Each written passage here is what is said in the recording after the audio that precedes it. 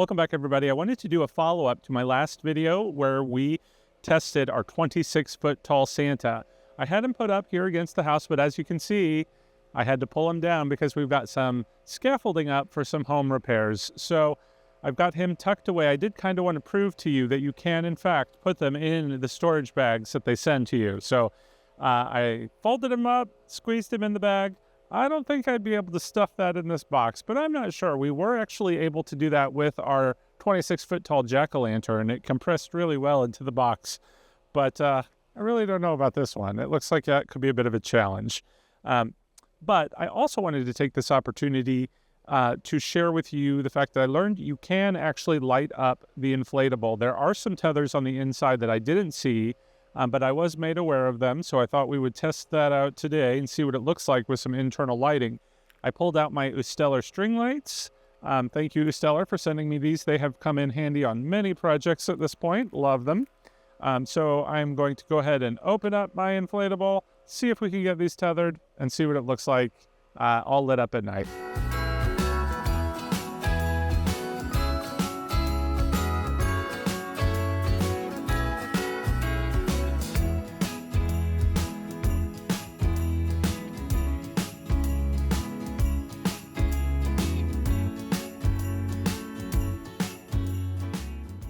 So the manufacturer recommends half inflating him, and then you can reach inside and kind of pull the fabric in to tether the lights.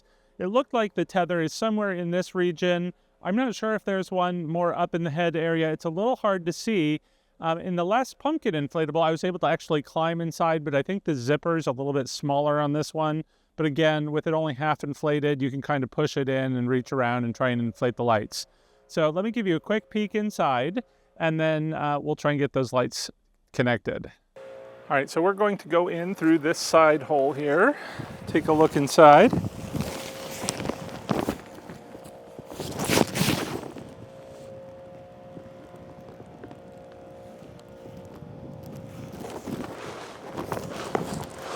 Now we can pull the fabric in a little bit. And there should be a tether up here somewhere.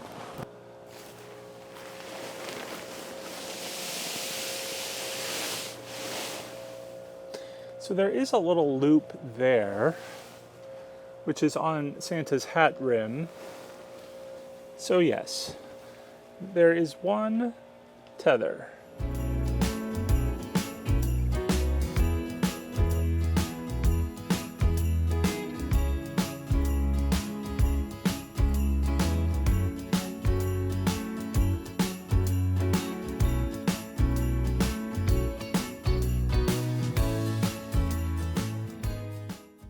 All right, so that tether point, again, is in Santa's hat.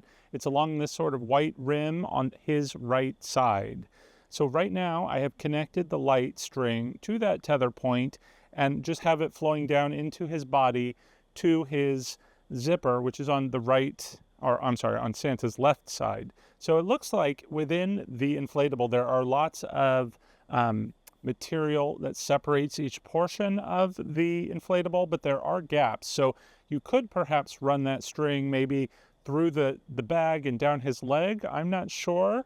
I didn't want to try that because I was afraid it might light one leg up but not the other and look a little strange. So I'm going to leave it right now with just the lights that kind of fall into his center portion. And in which case the light does come out, the string comes out his left side zipper. And I've used an extension cord so that you kind of, it helps it disappear. But let's go ahead and get it inflated and see how that looks.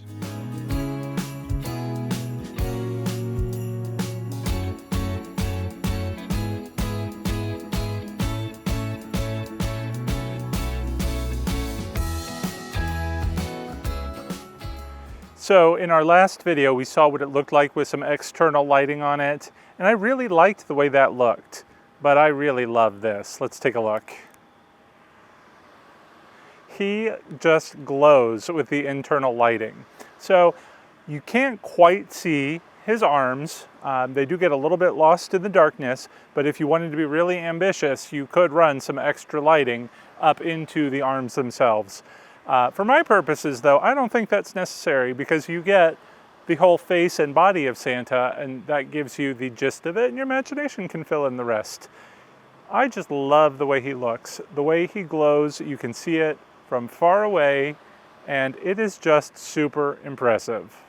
So producer Tom did want me to let you know though that it does look a lot brighter on the screen on the video than it does in person. It does have a really nice soft glow in person that it just feels nice. Of course, with the stellar lighting, you can make it do lots of different tricks with lighting. You can change all the colors.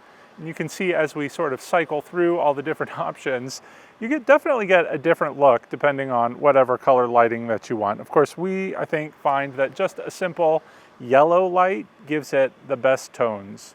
And again, producer Tom wants me to let you know on the camera, it looks a little bit more white than it does in person. His skin tone with the yellow light inside actually does kind of look like a regular skin tone. It's got that little bit of creamy whiteness to it. But let me know what you think. Before we go, I did want to say a special thank you to all the patrons who help support the channel. If you are interested in joining our Fright Club, be sure to check out a link to my Patreon page in the description below. And of course, I did also want to say thank you once again to Ozis for sending us the inflatable to review.